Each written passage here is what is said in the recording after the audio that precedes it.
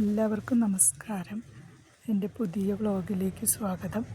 അപ്പോൾ ഞാൻ ഇതിൻ്റെ മുന്നത്തെ വീഡിയോയിൽ പറഞ്ഞിരുന്നു ഹോസ്പിറ്റലിൽ ഒരു 10-12 ദിവസം നിന്നു എന്ന്. അത് കാരണമാണ് വീഡിയോസൊക്കെ ഇടാൻ വൈകിയത്. ഞാൻ ഇന്നലെ ഒരു വീഡിയോ ഇട്ടിരുന്നു കേട്ടോ. അപ്പോൾ നിങ്ങളെല്ലാവരും സുഖമായിട്ടിരിക്കണമെന്ന് വിചാരിക്കുന്നു. അപ്പോൾ ഞാൻ ഹോസ്പിറ്റലിൽ നിന്ന് ഡിസ്ചാർജ് ചെയ്ത് പോരുന്ന കുറച്ച് ഭാഗങ്ങളാണ് കേട്ടോ ഇതൊക്കെ. വൈകുന്നേരമാണ് ഞങ്ങൾ ഡിസ്ചാർജ് ആയത്. രാവിലെ തന്നെ ഡോക്ടർ വന്ന് ഡിസ്ചാർജ് ആയിക്കോളാൻ പറഞ്ഞു. പിന്നെ ബില്ലൊക്കെ 5 മണിക്ക് ശേഷമേ കിട്ടുള്ളൂ എന്ന് പറഞ്ഞു. ബില്ലൊക്കെ കിട്ടി ഡിസ്ചാർജായി ഹോസ്പിറ്റലിൽ നിന്ന് ഇറങ്ങിയപ്പോൾ തന്നെ രാത്രി 9 മണിയായിട്ടോ. അങ്ങനെ തുണി ഇതൊക്കെ എടുത്തു വയ്ക്കുകയാണ്. അപ്പോൾ വീട്ടിലെത്തിയിട്ട് വേണം ഒന്ന് കുളിക്കാൻ എന്ന് വിചാരിച്ചിരിക്കുകയാണ്. ഞാൻ പോകുമ്പോൾ എൻ്റെ ഒരു ബാഗ് മാത്രമായിട്ട് പോയതാണ് കേട്ടോ. പിന്നെ അവിടെ അഡ്മിറ്റായപ്പോൾ ഡ്രസ്സുകളൊക്കെ അങ്ങോട്ട് എത്തിച്ചു. പിന്നെ മോള് വന്നപ്പോൾ മോളുടെ ഒരു ബാഗ് ഉണ്ടായിരുന്നു. അങ്ങനെ ബാഗ് മൊത്തവും നിറഞ്ഞു. പിന്നെ ഒരു കവറിലും ഉള്ള തുണികളുണ്ടായിരുന്നു കേട്ടോ. ഈ ഇട്ട ഡ്രസ്സ് തന്നെ അധികം കഴുകി അതന്നെ ഇടുക അങ്ങനെയൊന്നും ചെയ്താണ്. പിന്നെ അവിടെ അങ്ങനെ തുണി ഉണക്കാനുള്ളൊരു സൗകര്യം ഇല്ലാഞ്ഞിട്ട് പിന്നെ കുറച്ച് തുണിയൊക്കെ ഇങ്ങനെ വീട്ടിൽ നിന്ന് ഇടിപ്പിക്കുകയാണ് ഉണ്ടായത് കേട്ടോ.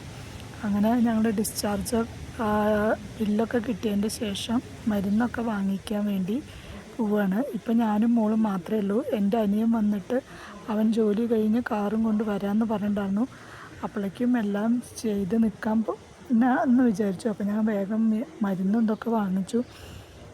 ഇപ്പം ഡിസ്ചാർജായി വീട്ടിലൊന്ന് എത്തിയാൽ മതിയെന്നുണ്ടായിരുന്നു. അങ്ങനെ രാത്രി 9 മണിയായിട്ടോ. അതായത് ഞങ്ങൾ ഡിസ്ചാർജായിട്ട് പോവുകയാണ് കേട്ടോ.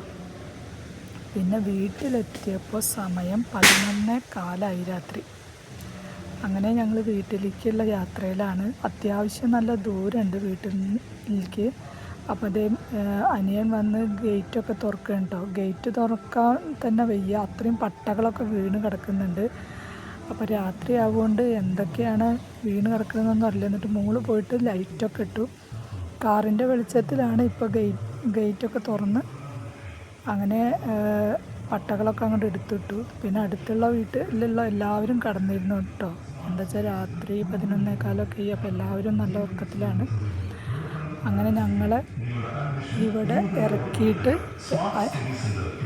അനിയൻ അപ്പം തന്നെ തിരിച്ചു പോയി. അവൻ രാവിലെ ജോലിക്ക് പോയിട്ട് പിന്നെ വീട്ടിലേക്ക് പോയിട്ടില്ല. ഞങ്ങളെ കൊണ്ടുവന്നാക്കിയതിൻ്റെ ശേഷം വേണം വീട്ടിലേക്ക് പോകാമെന്ന് വിചാരിച്ചിട്ട് അങ്ങനെ അവൻ അപ്പം തന്നെ തിരിച്ചു പോയി. ഇനി ഞങ്ങളുടെ സാധനങ്ങളൊക്കെ അകത്തേക്ക് വെച്ചിട്ട് വീടൊന്ന് തുറന്ന് വീട്ടിലെത്തിയപ്പോൾ തന്നെ ആകെ ഒരു സമാധാനമായി.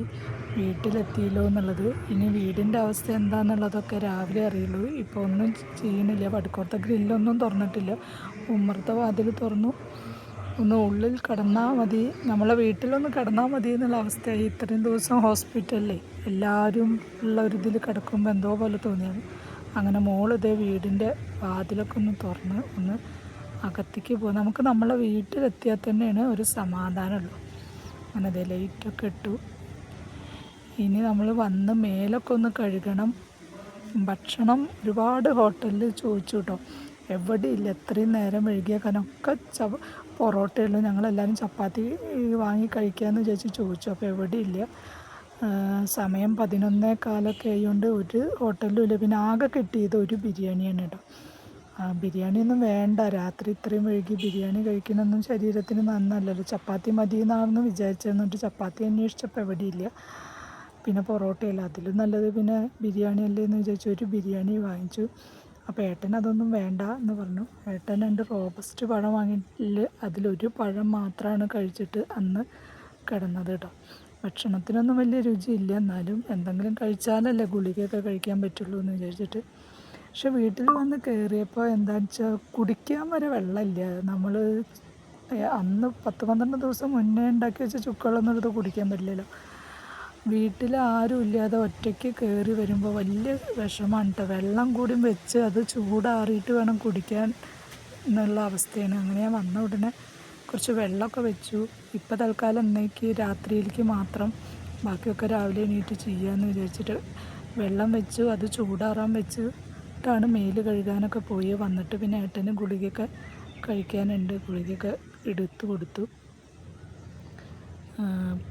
അങ്ങനത്തെ കുറച്ച് കാര്യങ്ങളിലൊക്കെ നമുക്ക് ഒറ്റയ്ക്കാകുമ്പോൾ വളരെ ബുദ്ധിമുട്ടാണ്. വീട്ടിലൊരാൾ കാത്തിരിക്കാണ്ട് വെച്ചാൽ ഭക്ഷണം ഉണ്ടാക്കി വെച്ചിട്ടുണ്ടാവും, പിന്നെ വെള്ളമൊക്കെ ഉണ്ടാവുമല്ലോ. ഇത് വെള്ളം ഇല്ല, പിന്നെ വന്ന് ഉണ്ടാക്കി.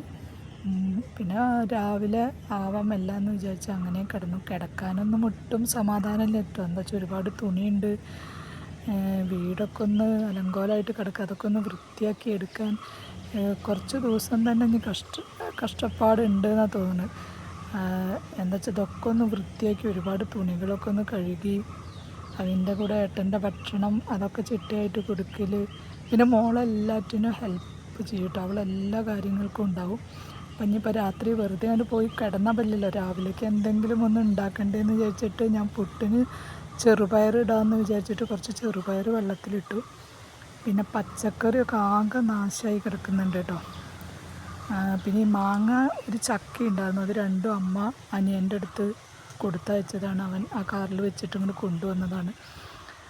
പയറൊക്കെ ആകെ നാശമായി കിടക്കട്ടോ. പെട്ടെന്ന് രാവിലെ ഇപ്പം തന്നെ വരാമെന്ന് വിചാരിച്ചിട്ടാണ് പോയതാണ്. അപ്പോൾ ആ പയറൊന്നും എടുത്ത് ഫ്രിഡ്ജിലേക്ക് വെച്ചതും ഉണ്ടായിരുന്നില്ല. ഉച്ചയ്ക്ക് ഉപ്പേരി ഉണ്ടാക്കാമെന്നൊക്കെ വിചാരിച്ചാൽ ഇനിയിപ്പോൾ ഫ്രിഡ്ജിലേക്ക് വെക്കേണ്ടെന്ന് വിചാരിച്ചിട്ടാണ് പോയി. അങ്ങനെ ആ പയറൊക്കെ അവിടെ നാശമായി കിടക്കുന്നുണ്ട്.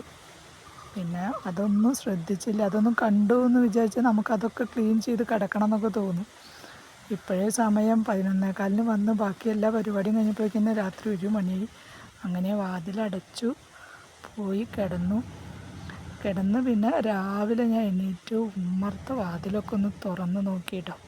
അപ്പോൾ വാതിലൊക്കെ തുറന്ന് നോക്കി, എന്തൊക്കെ രാത്രി വന്നപ്പോൾ എന്താണെന്നൊന്നും കണ്ടിട്ടുണ്ടായിരുന്നില്ല. അപ്പോൾ രാവിലെ നീട്ട് നോക്കിയപ്പോൾ മുറ്റത്ത് വലിയ കുഴപ്പമൊന്നുമില്ല. പക്ഷെ നമ്മളുടെ ചെടികളൊക്കെ പോയിണ്. ചട്ടിയിൽ വെറും മണ്ണ് മാത്രമേ ഉള്ളൂ, ചെടികളൊക്കെ പോയിട്ടുണ്ട്. പിന്നെ ഈ ചക്ക അമ്മ അവിടുന്ന് കൊടുത്തയച്ചതാണ്. പിന്നെ പട്ടയൊക്കെ വീണ് ഞാൻ ഇവിടെയൊക്കെ നട്ടിരുന്ന ചെടിയും ഒക്കെ ഒടിഞ്ഞു പോയിട്ടുണ്ട് കേട്ടോ. പിന്നെ വാഴയൊക്കെ അങ്ങനെ ആകെ ഉണങ്ങി നിൽക്കണു. നമ്മളെന്നും നനയ്ക്കണ സംഭവങ്ങളാണല്ലോ. ചെടി അതാ അങ്ങനെ വാടി നിൽക്കുകയാണ് കേട്ടോ. വെള്ളമൊന്നും ഒഴിക്കാൻ ആരും ഉണ്ടായിരുന്നില്ല, അപ്പോൾ അതങ്ങനെ വാടി നിൽക്കണു. പിന്നെ ഞാൻ വടുക്കോറത്ത് പോയിട്ട് ഗ്രില്ല് തുറന്നിട്ടില്ല. ഇന്നലെ വന്നിട്ട് ഞാൻ ഗ്രില്ലൊന്നും തുറന്നിട്ടില്ല. അതേ തുണികളൊക്കെ കോണിൻ്റെ മുകളിലേക്ക് അങ്ങനെ ഡംപ് ചെയ്തിട്ടുണ്ട്. ഇനി ഞാൻ ഗ്രില്ലൊക്കെ തുറന്ന് ഒന്ന് വടുക്കോറൊക്കെ നോക്കി. വടുക്കോറൊക്കെ ഭയങ്കര മോശം അവസ്ഥയിലാണ്. അതൊക്കെ കണ്ടപ്പോൾ അതൊക്കെ എത്ര ദിവസം മെനക്കെടേണ്ടി വരും ഒന്ന് വൃത്തിയാക്കി ഒരു വീടാക്കി എടുക്കാൻ എന്നുള്ളൊരു ഇതേ ഉള്ളൂ. ആകെ ചപ്പലായിട്ട് കിടക്കുന്നുണ്ട്. പിന്നെ നമ്മൾ അടുപ്പൊക്കെ അതേപോലെ അങ്ങനെ കിടക്കണു. ഞാൻ പോയ പിന്നെ മഴ പെയ്തിട്ടില്ല എന്ന് മനസ്സിലായി. ഒട്ടും മഴ പെയ്തിട്ടില്ല, നല്ല ചൂട്, എല്ലാം വാടിക്കരിഞ്ഞ് നിൽക്കുകയാണ്. ഇനി ഇതൊക്കെ ഒന്ന് വൃത്തിയാക്കി എടുക്കലാണ് ഇനി ഇവിടുന്ന് അങ്ങോട്ടുള്ള ജോലി. മുളകൊക്കെ പഴുത്തന്നെ അങ്ങനെ നിൽക്കുന്നുണ്ട് കേട്ടോ. അപ്പോൾ ഇനി വീട് ക്ലീൻ ചെയ്യുന്ന ഡ്യൂട്ടിയിലേക്ക് അങ്ങോട്ട് കിടക്കാമെന്ന് വിചാരിച്ചു. രാവിലെ തന്നെ മിറ്റടിക്കലും പിന്നെ ബാക്കിയുള്ള പണികളൊക്കെ ഇട്ട് ഒന്നൊന്ന് മൊത്തം ഒരു ചെറിയതായിട്ടൊന്ന് വൃത്തിയാക്കിയിട്ട് പിന്നെ സാവധാനത്തിൽ ഓരോന്ന് ചെയ്യാം. മാങ്ങയും ഒരു ഓമക്കായും ഉണ്ടാകുന്ന കേട്ടോ, അതിൻ്റെ അവസ്ഥയാണ് ഇത്. ഇതൊക്കെയാണെങ്കിലും നമ്മൾ പോയ കാര്യം സക്സസ്സായി വന്നു എന്നുള്ളതാണ് ഏറ്റവും വലിയ സന്തോഷം. ഇതൊക്കെ നമുക്ക് മെല്ലെ ക്ലീൻ ചെയ്തെടുക്കാവുന്നതേ ഉള്ളൂ. അപ്പോൾ ആ ഒരു സന്തോഷത്തിൽ ഞാൻ എൻ്റെ വീഡിയോ ഇന്നിവിടെ നിർത്തുകയാണ് കേട്ടോ.